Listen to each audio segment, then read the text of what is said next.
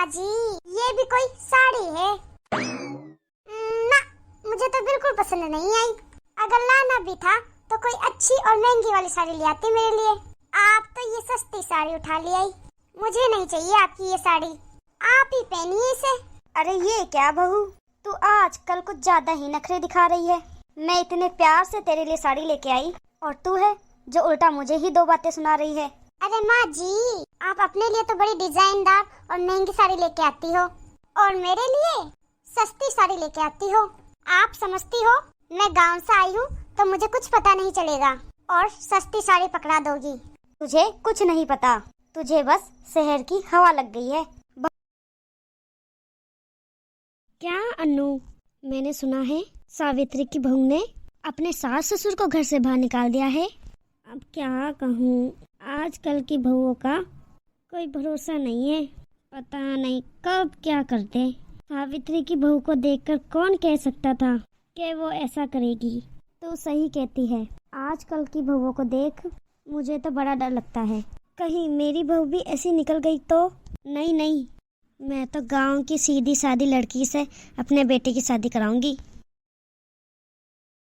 इस तरह राधा देवी अपने बेटे की शादी गांव में रहने वाली मीना नाम की लड़की से कर देती है।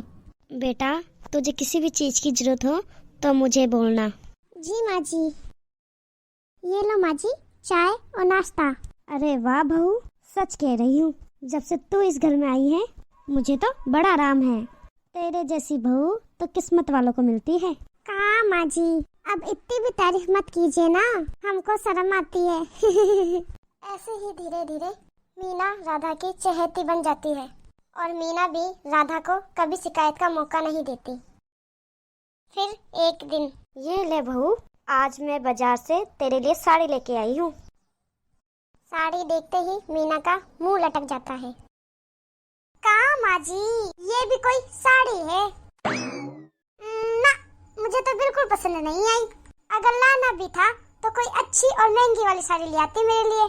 आप तो ये सस्ती साड़ी उठा ले आई। मुझे नहीं चाहिए आपकी ये साड़ी, आप ही पहनिए इसे। अरे ये क्या बहू, तू आजकल कुछ ज्यादा ही नखरे दिखा रही है। मैं इतने प्यार से तेरे लिए साड़ी लेके आई और तू है जो उल्टा मुझे ही दो बातें सुना रही है। अरे माँ जी, आप अपने लिए तो बड़ी डिजाइनदार और महंगी साड़ी लेके आती हो और मेरे लिए सस्ती साड़ी लेके आती हो। आप समझती हो मैं गांव से आई हूँ तो मुझे कुछ पता नहीं चलेगा और सस्ती साड़ी पकड़ा दोगी।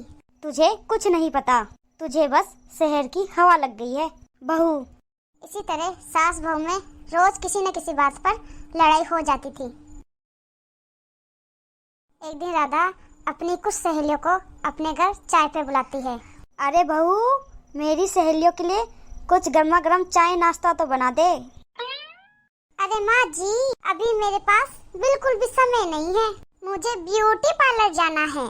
चाय नाश्ता आप ही बना लीजिए। हाँ, तू कब से ब्यूटी पार्लर जाने लगी है, हैं? शहर आए 2 दिन नहीं हुए और देखो महारानी के नखरे शुरू हो गए। बस भी करिए माँ जी, आपके साथ बहस करने के लिए मेरे पास बिल्कुल भी टाइम नहीं है। हाँ, आपका क्या है, आप समझती हो मैं गांव से आई हूँ तो मुझे कुछ नहीं आता और आप जो रोज रोज मुझसे मेहमानबाजी करवाती रहती हो नौकरानी की तरह। अरे ठीक है, जा तू, मैं खुद ही बना दूंगी चाय नाश्ता। मीना के जाने के बाद, राधा, तू तो अपने बहू की बड़ी तारीफ कर रही थी, लेकिन ये तो तुझे कुछ समझती ही नहीं। भाई, मुझे तो लग रहा था कि तेरी बहू गांव की है तो सीधी सादी होगी, लेकिन इसने तो शहरी बहुओं को भी पीछे छोड़ दिया। हाँ, अपनी सहेलियों के सामने अपनी बेइज्जती होते हुए देख राधा आग बबूला हो जाती है।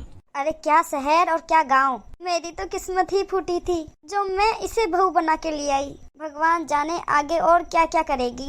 अब तो मुझे कुछ ठीक नहीं लगता, तू जरा संभल के रहना, कहीं सावित्री की तरह तेरा भी हाल बेहाल ना हो जाए। अच्छा, अब हम चलते हैं। अपनी सहेलियों की बातें सुनकर राधा थोड़ी घबरा जाती है। अरे ये सुशीला क्या बोलकर चली गई, कहीं इसकी बात सच ना निकल जाए। दूसरी तरफ मीना सारी बातें सुन लेती है। अगले दिन से राधा अपनी बहू से कोई काम कराने से पहले 10 बार सोचती थी। ज्यादातर काम वे खुद ही कर लेती थी। अचानक अपनी सास में आए बदलाव को देखकर मीना, लाइए ना माँ जी, मैं कर देती हूँ ना काम। एक बात पूछूं माँ जी, आजकल आप ना बड़ी चुप चुप सी रहती हो और अब मुझसे झगड़ना तो दूर, मुझसे खुलकर ढंग से बात तक नहीं करती आप। अब कुछ नहीं बहू, बस ऐसे ही। मीना अपनी सास की मन की बात जान जाती है और हंसने लगती है और कहती है, अरे माँ जी चिंता मत करिए, मैं आपको घर से कभी नहीं निकालने वाली, ये डर आप अपने मन से निकाल दीजिए।